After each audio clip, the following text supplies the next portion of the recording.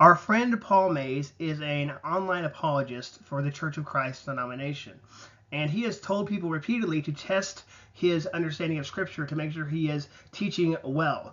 And I want us to know that today he has proven his true colors on other people's platforms with regards to blocking individuals. But specifically, I want to deal with this first and foremost. In Proverbs chapter 18, verse 17, it says, "The first one to state his case seems right until another comes and cross-examines him." So Paul, having people challenge your positions is not a bad thing. Having people challenge your position provides us with opportunities to reflect and consider, perhaps I am mistaken on this point. It gives me pause to go back to the drawing board and see, is my doctrine correct? So honestly, Paul, the question is, do you think your theology could hold up to actual scrutiny from other people instead of getting annoyed with them and blocking them? I'm thinking of one individual in particular with regards to your conduct on other people's streams today, Paul, with regards to a user known as Trump1, who was in the chat of another individual on, I believe it was TikTok, and you told the individual after the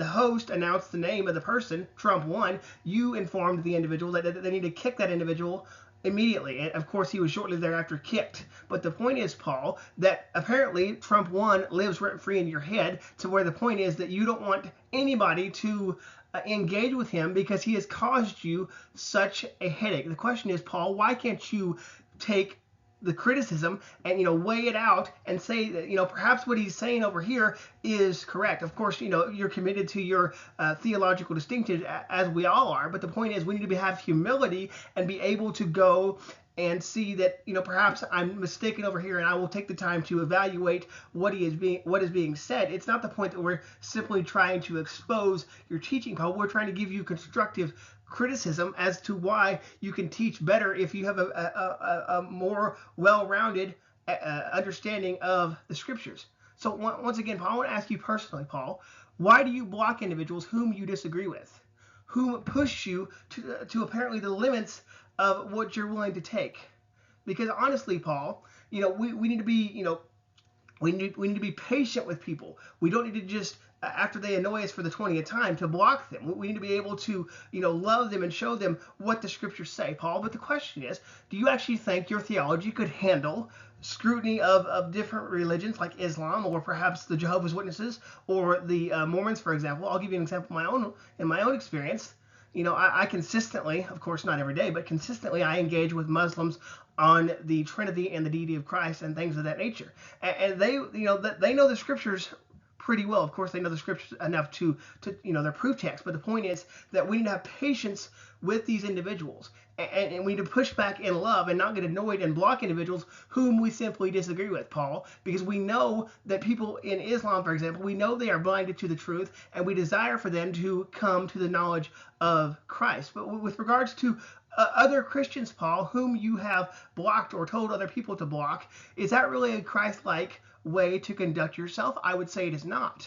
So with that being said, Paul, we also need to look at this other verse as well. In Proverbs chapter 27, verse 17, it says, iron sharpens iron, and one person sharpens another. So of course here, Paul, that we, there's going to be friction and tension, and we need to be willing to, once again, consider the other person's perspective instead of just casting it aside out of hand.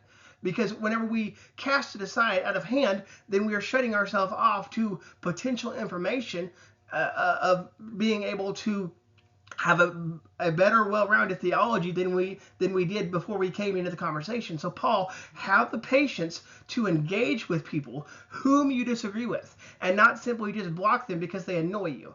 And don't tell other people to simply block them because you're a guest. Notice this, Paul, you're a guest in their live streams. You have no right to tell the host of a show who they should block and who they should not block, simply because, for example, the user Trump1 has annoyed you, and you don't think he's worth your time. With that being said, Paul, I ask that you would show grace to individuals and be more patient with those whom you disagree with. And when you do that, Paul, you will show the world that you truly do love Christ.